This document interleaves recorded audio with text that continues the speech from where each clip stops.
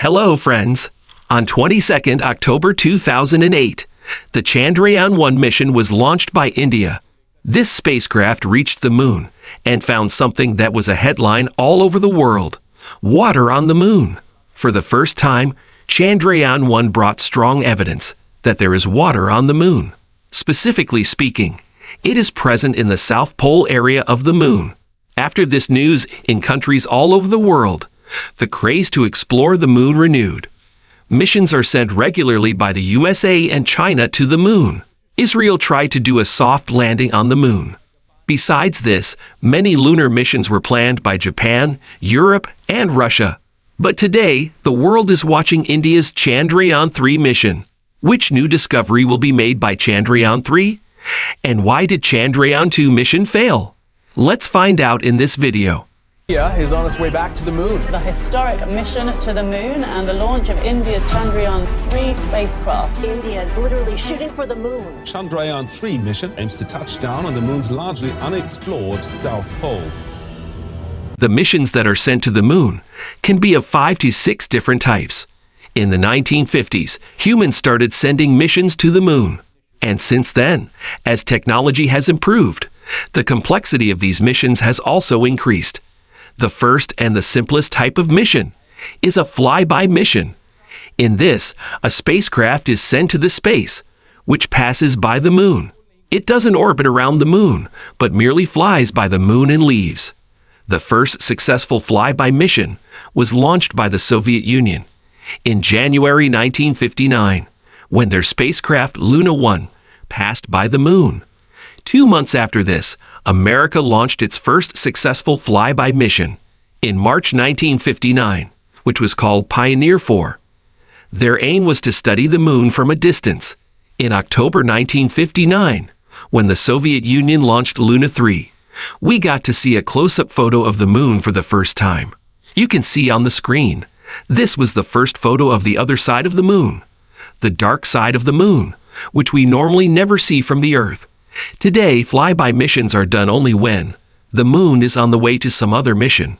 But if the moon is to be specially examined, then the next category of missions are deployed: the orbiter missions. In this, the spacecraft get close to the moon and orbit around the moon. This is called lunar orbit. And from there, they study moon's surface and atmosphere. Till date, more than 40 successful orbiter missions have been conducted. And this is still the most common type of moon mission. The first successful orbiter mission was once again conducted by the Soviet Union, Lunar 10, in the year 1966. After this comes the next category: impact missions. These missions are an extension of the orbiter missions. Here, the main spacecraft continues orbiting around the moon, but a part of the spacecraft gets detached and crash lands on the moon. Because it is impacting with the moon during the crash landing, these missions are called impact missions. You may ask, what is the use of crash landing? The answer is very simple: the time it takes to crash land.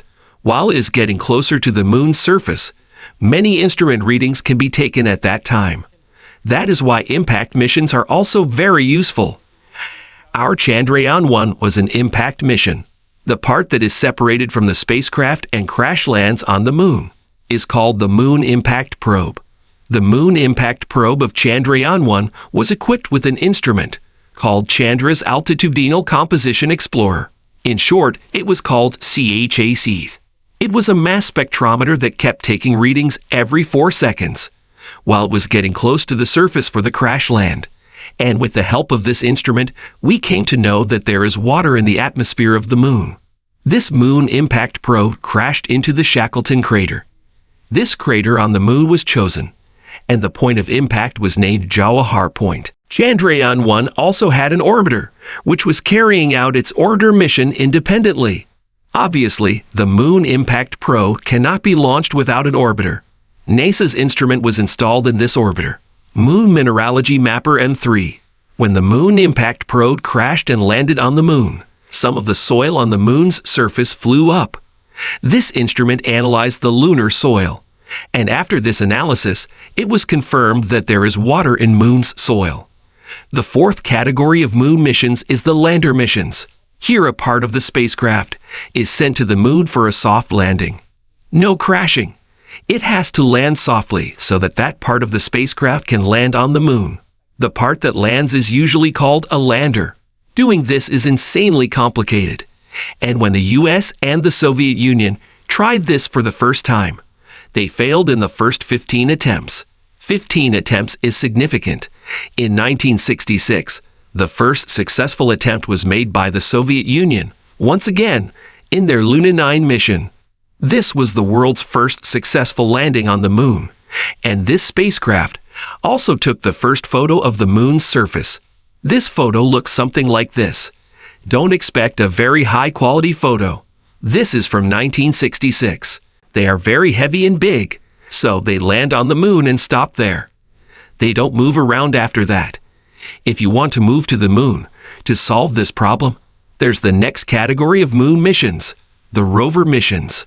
Rovers are these small robots which have wheels attached on them, so that they can move out of the lander and move around on the surface.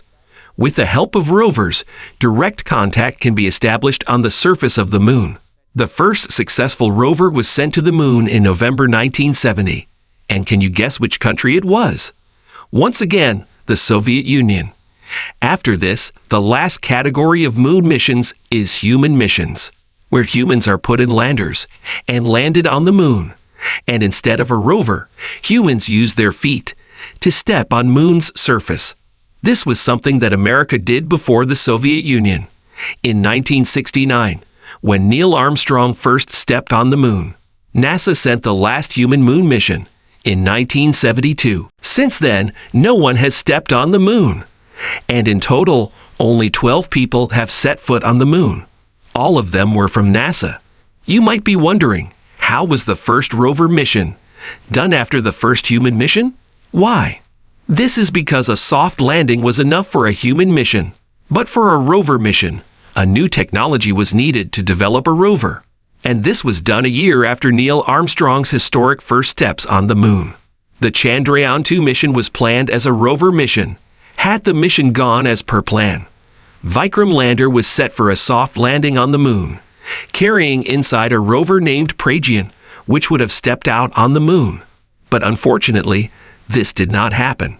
On 6 September 2019, when Chandrayaan 2's Vikram lander was preparing for a soft landing, it suddenly crashed land.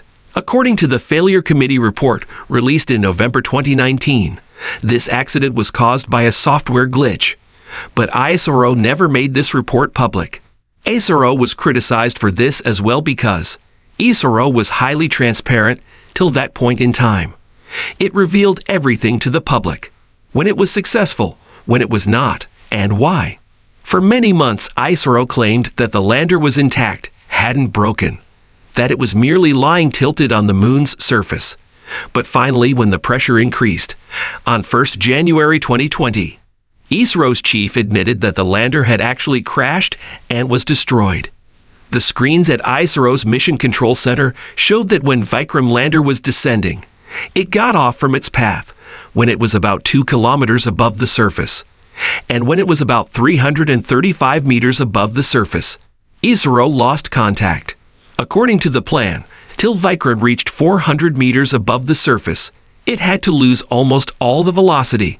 But even at a height of 1 kilometer, Vikram's vertical velocity was 212 km, and horizontal velocity was 173 km. ISRO's current chief, S. Somanath, says that the problem was in Vikram's engine. Out of the 5 engines, one had a little more thrust, which made Vikram unstable. Actually, Vikram had to take photos to decide the actual landing spot, but it could never be stable enough to take photos. When it tried to correct its direction, it started spinning due to the misalignment of the thrusters. There was a limit on Vikram's software on how fast it could spin. All these problems accumulated, and ultimately Vikram crash landed because of these. That's all we know for now. Now if we talk about Chandrayaan 3, it was launched to fulfill the same objective that Chandrayaan 2 could not fulfill, to minimize the risk of mistakes. A lot of modifications have been made. First, the landing area has been enlarged. while Chandrayaan-2 had to land in a patch of 500 meters x 500 meters. This time, Chandrayaan-3 can land anywhere in a 4 kilometers x 2.4 kilometers area. This is almost 40 times bigger than the last time. Secondly, Vikram lander in Chandrayaan-3 is carrying more fuel so that it can stay above the surface for a longer time and find the right landing site. Thirdly, there have been software upgrades so that Vikram can spin faster if needed. And fourthly, this time Vikram will not have to be dependent only on photos to land this time. The Chandrayaan-2 mission is considered to be half successful. Partially successful because the orbiter sent on Chandrayaan-2 is still working. In fact, it is orbiting the moon to this day. The high-resolution images taken by the Chandrayaan-2 orbiter have been fed to this new Vikram so that the landing locations can be decided correctly. And the design of Vikram lander in Chandrayaan-3 is more or less the same as Chandrayaan-2, but a few modifications have been done, like the legs have been made stronger. More solar cells have been installed on it, and the sensors have been improved. Like Chandrayaan-2, the mission objective of Chandrayaan-3 is the same: landing on the south pole of the moon and placing a rover. Now the landing site is 70 degrees south, with a large number of craters that are always in the shade. Sunlight doesn't reach there, and that is why it is believed that in those craters there could be traces of ice. Here, it is important to mention that when the rover will be placed on the moon by Chandrayaan-3, it will get only 1 lunar day to conduct its scientific experiments. 1 lunar day is about 1 month on Earth. It is like 2 weeks of day and 2 weeks of night. So when it is time to land on the moon, is expected to be around 23rd and 24th of August for it to land on the moon. And from then, the rover will get only 14 days to gather all the information, because the instruments present in Chandrayaan-3 are not made to withstand lunar nights. When it is night on the moon, the temperature drops a lot. The temperature can drop to minus 232 degrees Celsius. No instruments will work in this cold. That's why the ISRO chief has said that they want the landing to be when the sun is rising on the moon. From then on, we will get 14 to 15 days to work. If it cannot land around 23rd, 24th August, they will wait for another month and land it in September. Coming to the instruments, Vikram lander weighs 1,750 kilograms and the rover weighs 26 kilograms. The name of the rover is again Pragyan. In total, there are 3 modules in Chandrayaan-3: the lander module, the rover module, and the propulsion module. You know the purpose of the lander and the rover. The purpose of the propulsion module is to take Chandrayaan out of the Earth's orbit and send it towards the moon. With the help of this propulsion module, the lander and rover will first get into the moon's orbit, and when they reach the 100 kilometers radius, they will be dropped for landing. There is no orbiter module in this mission, because Chandrayaan-2's orbiter is still working, and it will be used again. But the propulsion module will also keep circling the moon for 3 to 6 months. It will remain in moon's orbit. It will also be used for communication purposes and for taking other readings. An instrument is placed on this propulsion module is spectropolarimetry of habitable planet Earth. Its short form is SHAP. It will search for small exoplanets in space. If we talk about the instruments on the Vikram lander and Pragyan rover, they are very interesting. Pragyan has 2 instruments, LIBS and APXS. LIBS stands for Laser-Induced Breakdown Spectroscope. It will analyze the chemical composition of the moon's soil. Which minerals are found in moon's soil? And second, the full form of APXS is Alpha Particle X-ray Spectrometer. It will do the same for the stones on the moon. When Pragyan will do these, Vikram lander will be taking its photos, and we can see these photos very soon. If everything goes according to plan, that is, which I hope will be the case. Vikram lander has 4 instruments on it. The first is RAMBHA. Its full form is Radio Anatomy of Moonbound, Hypersensitive Ionosphere and Atmosphere. It will try to melt some small stones on the moon through a laser beam, and it will analyze the gas released from it. The second is CHASTE. The full form is Chandra's Surface Thermophysical Experiment. It will measure the thermal properties, the temperature at the south pole of the moon.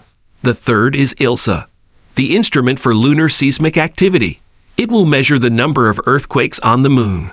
Those won't be called earthquakes, rather moonquakes. This will help us understand the crust and mantle structure of the moon.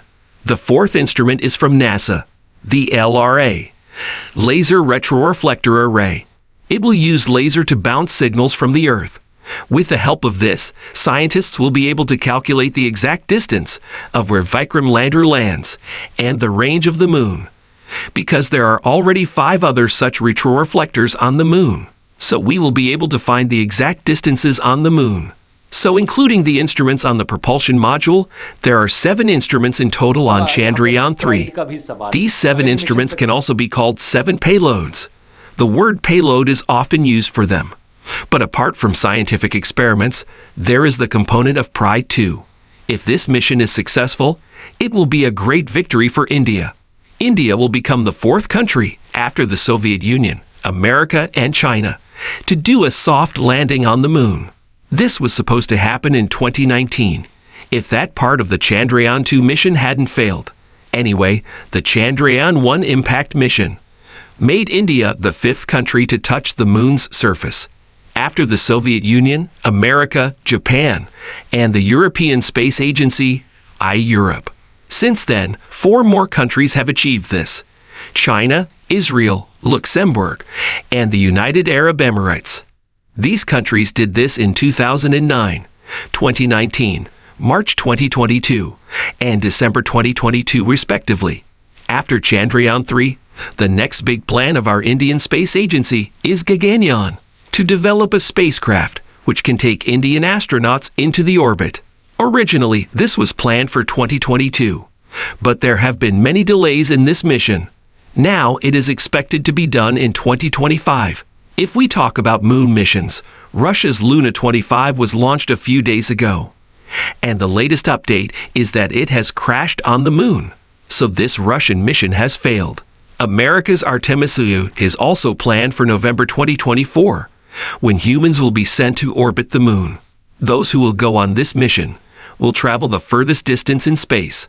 And in the coming years, China is also planning to send astronauts to the moon. If you like this video and are interested in space, you can click here to watch the playlist of all my space-related videos. I have made several videos, including Apollo 11, black holes, wormholes, and Apollo 13. You will find the link to the courses in the description below. Thank you very much. English.